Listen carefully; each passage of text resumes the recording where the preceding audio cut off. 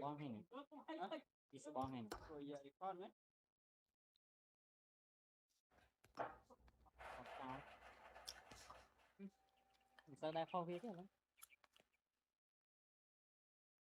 thôi đi gỗ lanh chứ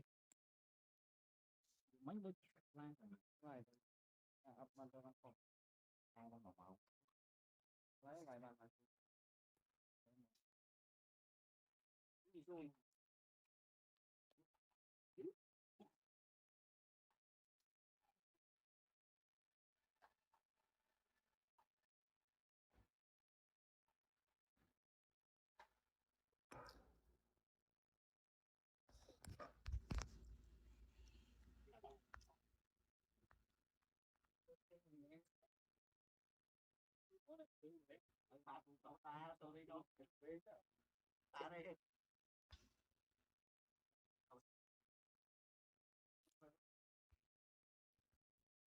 lục ba